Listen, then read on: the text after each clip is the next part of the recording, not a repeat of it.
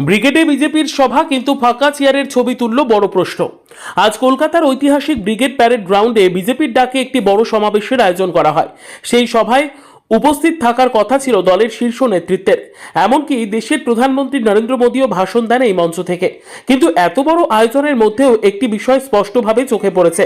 ব্রিগেডের বিশাল মাঠের বহু জায়গায় দেখা গেল সারি সারি ফাঁকা চেয়ার। রাজনৈতিক মহলের মতে ব্রিগেড মানেই বাংলার রাজনীতিতে শক্তি প্রদর্শনের সবচেয়ে বড় মঞ্চ। অতীতে বিভিন্ন রাজনৈতিক দলের সভায় এই ব্রিগেডে উপচে পড়া ভিড় দেখেছে, কিন্তু আজকের বিজেপির এই সভায় সেই চিত্রটা যেন অনেকটাই আলাদা।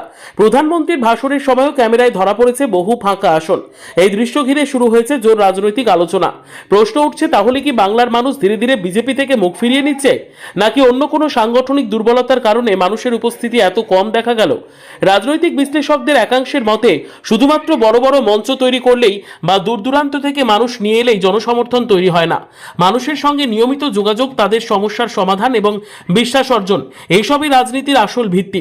অন্যদিকে বিরোধী মহল বলছে বাংলার মানুষ এখন অনেক বেশি সচেতন, তারা সবকিছু খতিয়ে দেখছে এবং যে দল মানুষের পাশে থাকে তাকেই সমর্থন দিচ্ছে।